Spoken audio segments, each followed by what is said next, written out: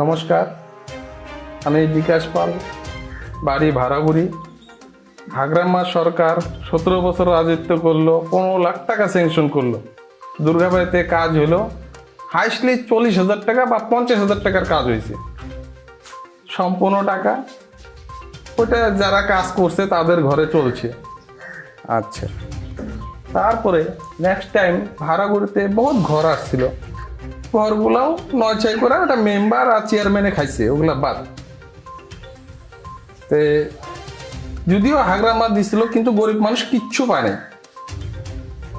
আর ইদানিং শিল্পরা নিয়ে মানুষের ঘর বাড়ি বহুত ক্ষতি হলো, সেখানটাও দুর্নীতি। কারো বা ঘরে যদি 5টা দিছে কাগজপাতি ডকুমেন্ট জমা দিছে, সেখানে 1টা দিছে বা 2টা দিছে।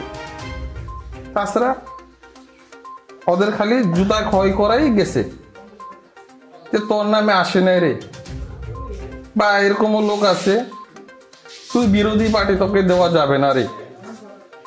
ওইটা কথা না। আমার কথা হলো গরিব মানুষ যারা আছে তাদেরকে সবাইকে দিতে লাগবে, কম বেশি সবাইকে দিতে লাগবে। যদি এই সিস্টেমগুলো ঠিক থাকতো তাহলে পরিবর্তনে আমাদের দরকার ছিল না। আজকে পাবলিক কেন বারে আসছে যে নতুন সরকার লাগে, ইউপিপিএল সরকার লাগে। আজকে যেখানে আমরা যাই ইউপিপিএল ছাড়া কোনো আলাপ নাই। ঘর থেকে বাড়ালে ইউপিপিএল, আর ইউপিপিএলই পরিবর্তন এখন আনতে পারবো। যেটা বিটিআর চুক্তি হয়েছে খালি বড় মানুষের জন্য না, এটা সব জাতি জনগোষ্ঠীর জন্য আছে। কিন্তু এখন রাজনৈতিক ঢেউ তো, এখন বহুত কথা বলবে যে আমাদের চুক্তি উল্টা, আমাদের চুক্তি উল্টা।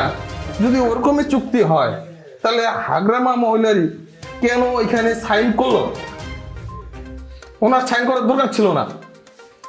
যদি প্রমোদ যদি বড় জাতির ধ্বংস করছে, তাহলে ওইখানে হাগ্রামা মহিলারই বিরোধী হওয়া লাগছিল, সাইন করতে দিতে লাগছিল না। তাহলে উনি কেন এই কথা বললো? যখন নাকি আমি একটা ইসেট পাইছি, ফেসবুকে পাইছি, মানে সোশ্যাল মিডিয়াতে পাইছি, হাগ্রামা বলতেছিল যে এনডিপি সিলিন্ডার হয়েছে কোনো কথা নাই, কিন্তু প্রমোদ বড়োর কেন রাজনীতিকে আসা লাগে? তার মানে গরিবকে চিরটা জীবন দাবায় রাখবো, গরিব মানুষকে চিরজীবন দাবায় রাখবো। ওইভাবে তো চলবে না। মানুষ ভাত খায় তো মানুষ বোঝে, মানুষ মূর্খ না। এখন যে ঠেলা চালায় খায় না, তারও একটা মনে আশা থাকে যে না, আমার ছেলেও বিএ পাস করব, ভালো পড়াশোনা করব, তারও একটা মনে ইচ্ছা থাকে যে আমি ঠেলা চালাই দেখে আমার ছেলেরও ঠেলা চালাতে জানি দরকার না হয়,